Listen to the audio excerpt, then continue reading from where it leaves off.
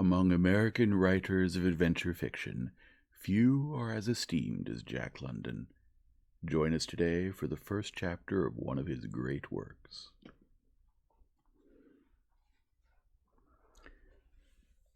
The Call of the Wild, Chapter 1, Into the Primitive.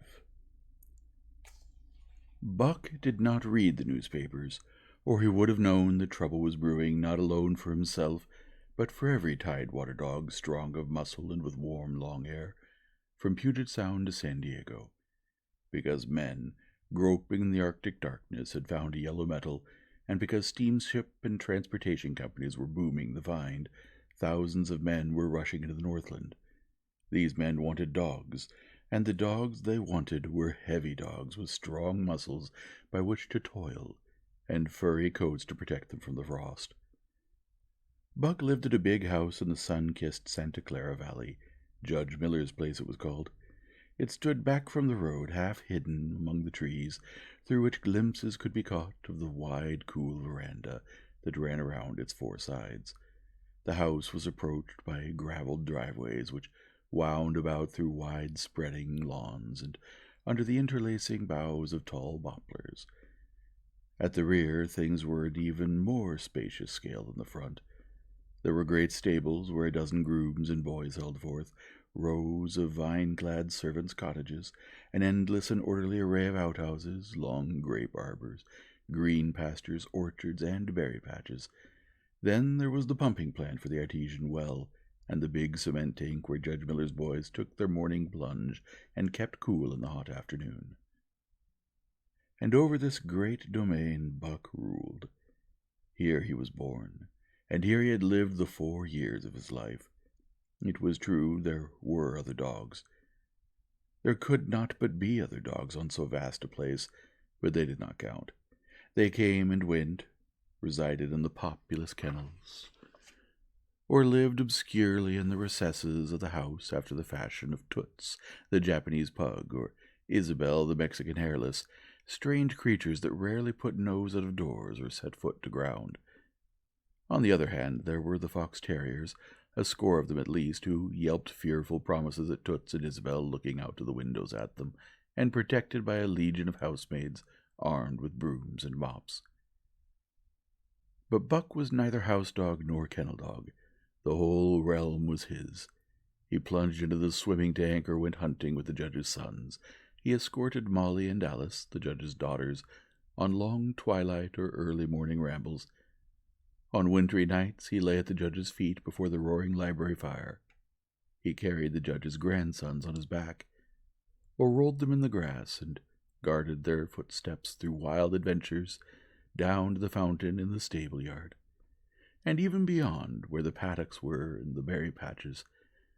Among the terriers he stalked imperiously, and Toots and Isabel he utterly ignored. For he was king over all creeping, crawling, flying things of Judge Miller's place, humans included.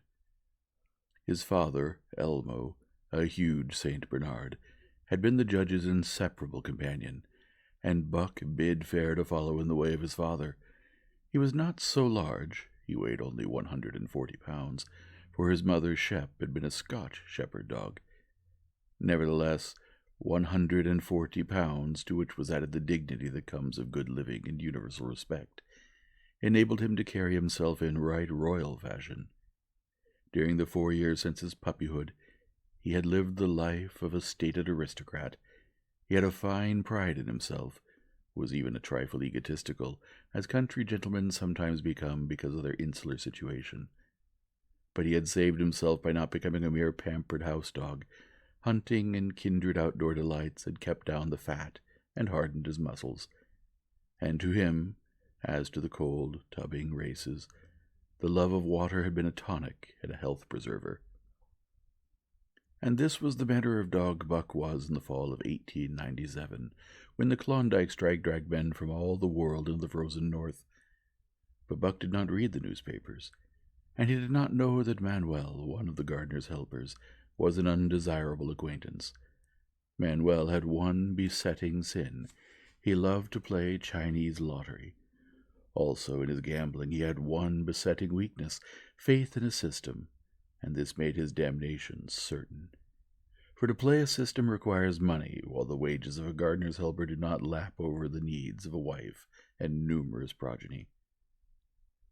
The judge was at a meeting of the Raisin Growers Association, and the boys were busy organizing an athletic club on the memorable night of Manuel's treachery.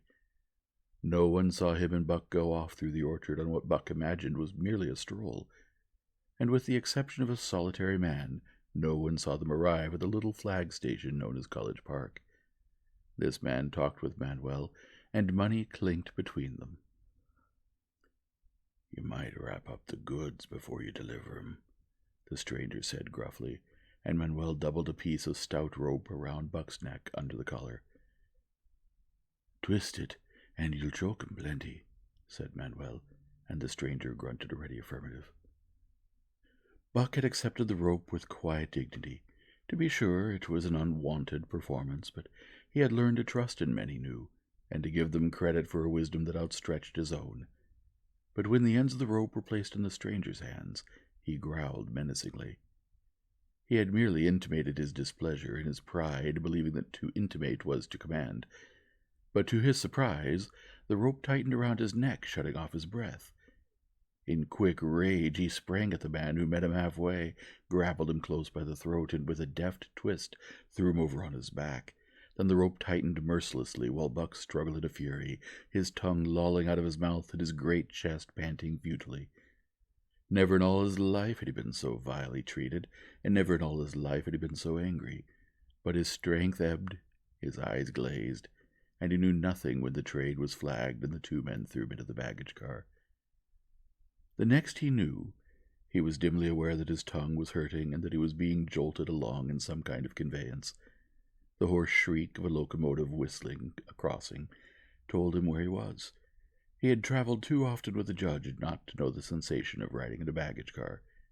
He opened his eyes, and into them came the unbridled anger of a kidnapped king. The man sprang for his throat, but Buck was too quick for him.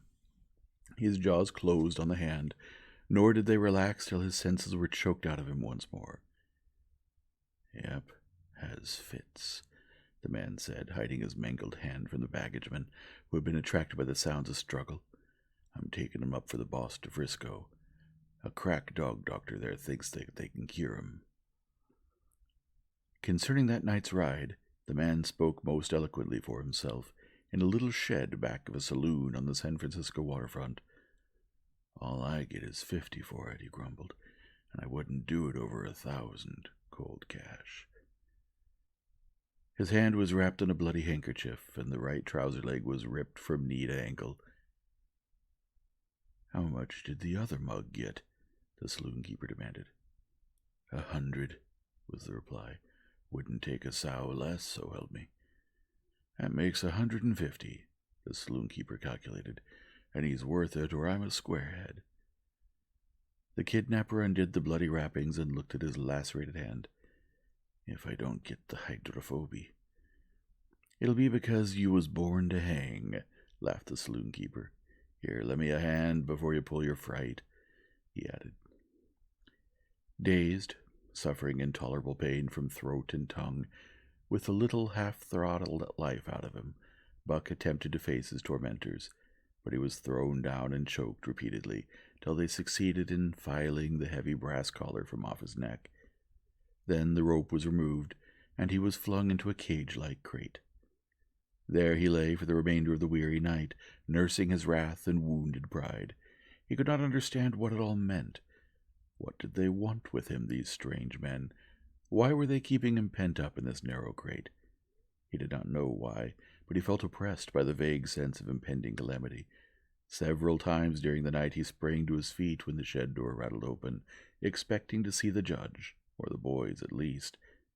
But each time it was the bulging face of the saloon-keeper that peered in at him by the sickly light of a tallow candle, and each time the joyful bark that trembled in Buck's throat was twisted into a savage growl. But the saloon-keeper let him alone, and in the morning 4 men entered and picked up the crate. More tormentors, Buck decided, for they were evil-looking creatures, ragged and unkempt, and he stormed and raged at them through the bars. They only laughed and poked sticks at him, which he promptly assailed with his teeth till he realized that that was what they wanted, whereupon he lay down sullenly and allowed the crate to be lifted into a wagon. Then he and the crate in which he was imprisoned began a passage through many hands. Clerks in the express office took charge of him. He was carted about in another wagon. A truck carried him, with an assortment of boxes and parcels, upon a ferry steamer. He was trucked off the steamer into a great railway depot, and finally he was deposited in an express car. For 2 days and nights, this express car was dragged along at the tail of shrieking locomotives, and for 2 days and nights Buck neither ate nor drank. In his anger he had met his first advances of the express messengers with growls, and they had retaliated by teasing him. When he flung himself against the bars, quivering and frothing, they laughed at him and taunted him. They growled and barked like detestable dogs, mewed and flapped their arms and crowed. It was all very silly, he knew, but therefore the more outrage to his dignity, and his anger waxed and waxed. He did not mind the hunger so much, but the lack of water caused him severe suffering and fanned his wrath to fever pitch. For that matter, high-strung and finely sensitive, the ill treatment had flung him into a fever, which was fed by the inflammation of his parched and swollen throat and tongue. He was glad for one thing. The rope was off his neck. That had given him an unfair advantage, but now that it was off, he would show them. They would never get another rope around his neck. Upon that he was resolved. For 2 days and nights he neither ate nor drank, and during those 2 days and nights of torment he accumulated a fund of wrath that boded ill for whoever first fell foul of him. His eyes turned bloodshot, and he was metamorphosed into a raging fiend. So changed was he that the judge himself would not have recognized him, and the express messengers breathed with relief when they bundled him off the train at Seattle. 4 men gingerly carried the crate from the wagon into a small, high-walled backyard. A stout man, with a red sweater that sagged generously at the neck, came out and signed the book for the driver. That was the man, Buck divined, the next tormentor, and he hurled himself savagely against the bars. The man smiled grimly, and brought a hatchet and a club. "You ain't going to take him out now?" the driver asked. "Sure," the man replied, driving the hatchet into the crate for a pry. There was instantaneous scattering of the 4 men who had carted it in, and from safe perches on top of the wall they prepared to watch the performance. Buck rushed at the splintering wood, sinking his teeth into it, surging and wrestling with it. Wherever the hatchet fell on the outside, he was there on the inside, snarling and growling, as furiously anxious to get out as the man in the red sweater was calmly intent on getting him out. "Now, you red-eyed devil," he said, when he had made an opening sufficient for the passage of Buck's body. At the same time he dropped the hatchet and shifted the club to his right hand. And Buck was truly a red-eyed devil, as he drew himself together for the spring, hair bristling, mouth foaming, a mad glitter in his bloodshot eyes. Straight at the man he launched his 140 pounds of fury, surcharged with the pent passion of 2 days and nights. In mid-air, just as his jaws were about to close on the man, he received a shock that checked his body and brought his teeth together with an agonizing clip. He whirled over, fetching the ground on his back and side. He had never been struck by a club in his life, and did not understand. With a snarl that was part bark and more scream, he was again on his feet, and launched into the air, and again the shock came, and he was brought crushingly to the ground. This time he was aware that it was the club, but his madness knew no caution. A dozen times he charged, and as often the club broke the charge and smashed him down. After a particularly fierce blow, he crawled to his feet, too dazed to rush. He staggered limply about, the blood flowing from nose and mouth and ears, his beautiful coat sprayed and flecked with bloody slaver. Then the man advanced and deliberately dealt him a frightful blow on the nose. All the pain he had endured was as nothing compared with the exquisite agony of this.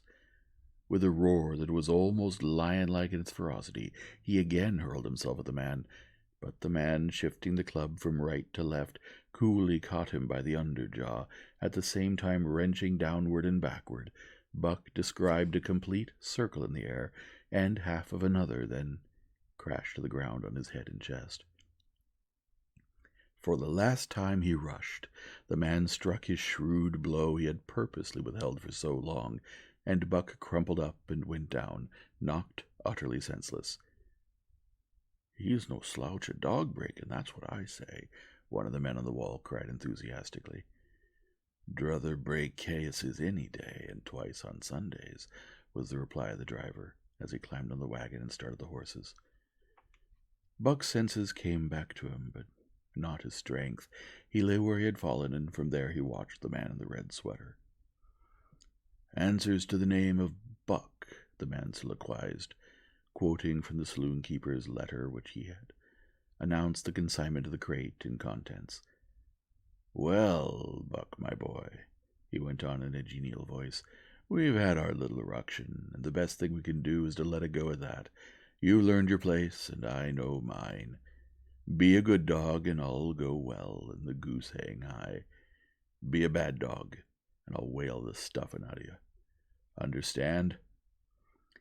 As he spoke, he fearlessly patted the head he had so mercilessly pounded, and though Buck's hair involuntarily bristled at the touch of the hand, he endured it without protest. When the man brought him water, he drank eagerly, and later bolted a generous meal of raw meat, chunk by chunk, from the man's hand. He was beaten, he knew that, but he was not broken. He saw, once for all, that he stood no chance against a man with a club. He had learned the lesson, and in all his afterlife he never forgot it. That club was a revelation. It was his introduction to the reign of primitive law, and he met the introduction halfway. The facts of life took on a fiercer, and he met the